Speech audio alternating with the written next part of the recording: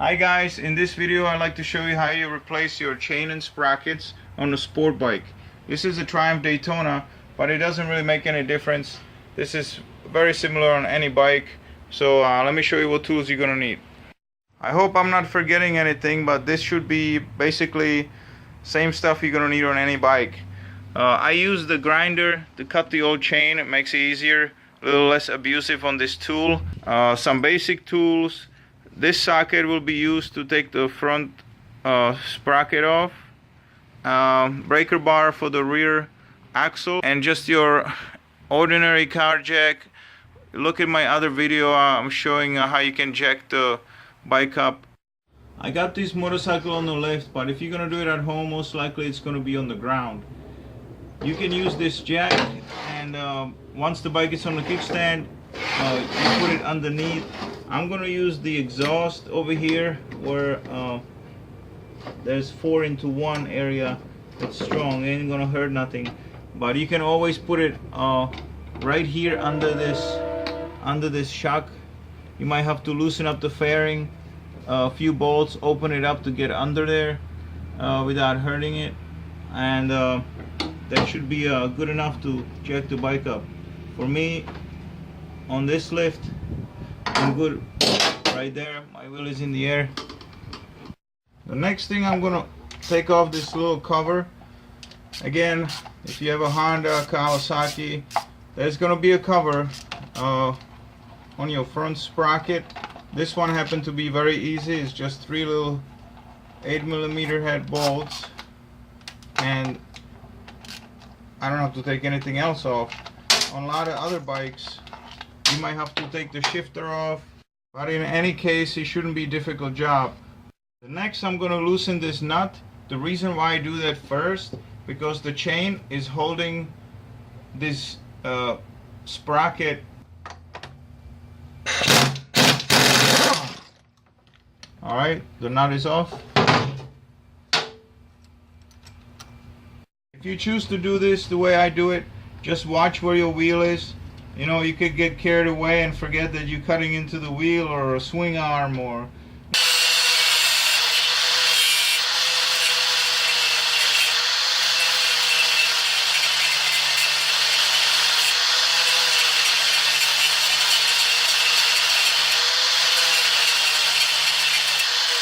Here's the detail of my cut. I cut through only the outer link, and then I ground this rivet flat over here. So all I'm gonna do now is take my dedicated screwdriver to be abused, and I hit it with the hammer right here, so I can remove this part, and then the chain just unhooks. I moved the length from down there up here, just easier to work.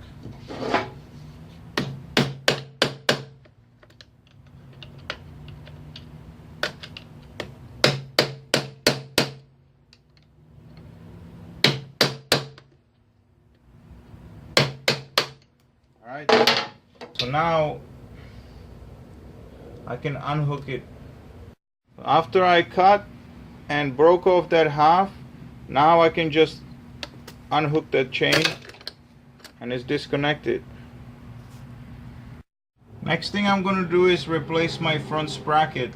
I'm not going to pull the chain off, even though it's tempting because it's disconnected. I'll show you in a minute why. I got my new sprocket here. Just take a note of the difference. That's why you always have to change your sprockets, because look, when you put a new chain on this worn out sprocket, it's gonna prematurely wear that new chain out because it doesn't mash together good. I'll slip it on this chain even though the chain's coming off.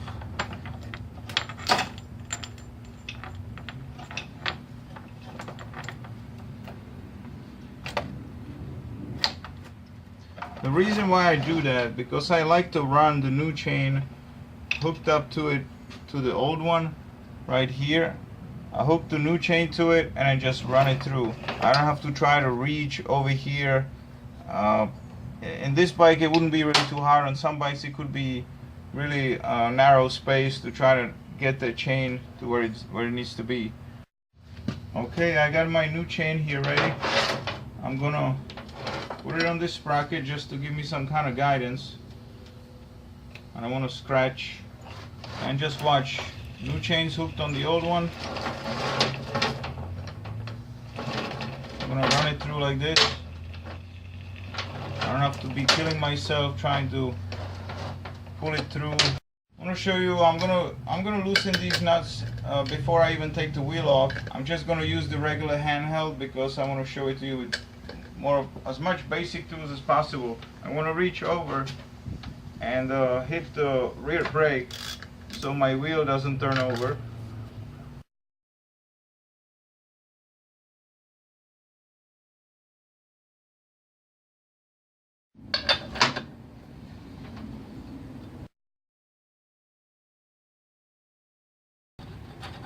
Always remember the order of your spacers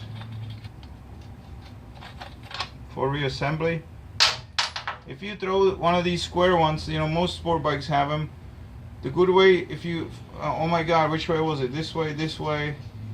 You can usually see the mark where the adjuster bolt was. So just, if you forget, look around and see, oh, there was the bolt. I'm gonna use I think this is a cowhide or some kind of leather. It won't hurt anything. You know, you don't want to beat on this with the hammer. Okay, I can just start taking these nuts off.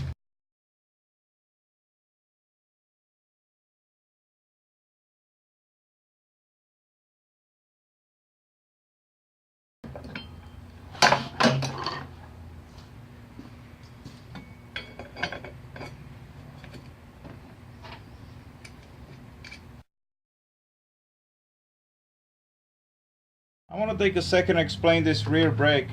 Once I moved the wheel out, I moved it far enough for the brake to kind of fall out of place. So that could freak you out if you never mess with it. So let me just point it out. Again, it's going to be very similar on most sport bikes. There's a groove right here on this brake. On your bike, the groove could be in the caliper, could be somewhere else, but usually it's in this bracket. And then there's a corresponding place on the swing arm where the groove will go. The groove allows the brake to slide forward and backwards as you adjust the wheel. Next thing is I'm going to clean this axle.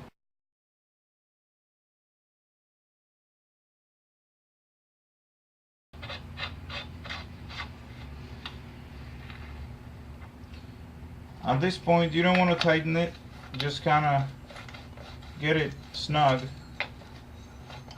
Make it loose so the wheel can slide back and forth like this.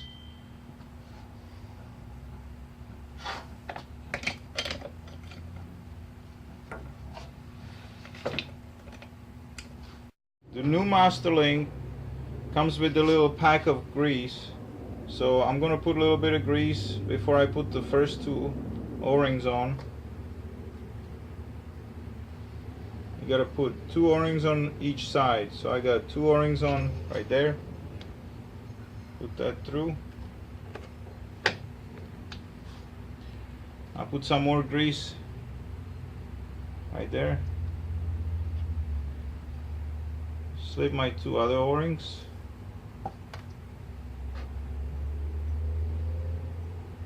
Grease will help you hold it in place. And then you put the other side of your link. There's a writing on it. If you like to keep everything looking like professional did it, align the same writings. And if you use it just for installation like I do, the simpler kit will probably work just fine. You can look online. I don't think they're very expensive. So now I'm pressing the link together. You don't want to go crazy. When you feel like it's stopped, you can stop. This is our new link right there. Now we gotta get the other tool to mushroom these heads a little bit open so the link can't come off by accident.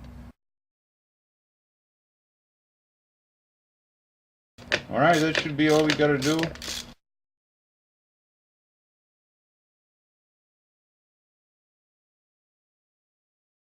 Now adjusting the chain. On every bike it's some kind of lines to show you where you are, so you can align it on both sides the same. It's very important.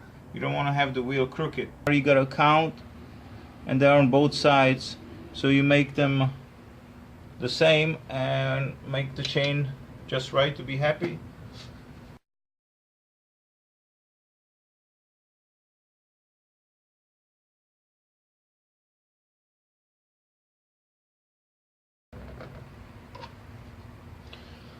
The next thing I gotta do is my front sprocket. Again, I have it in neutral.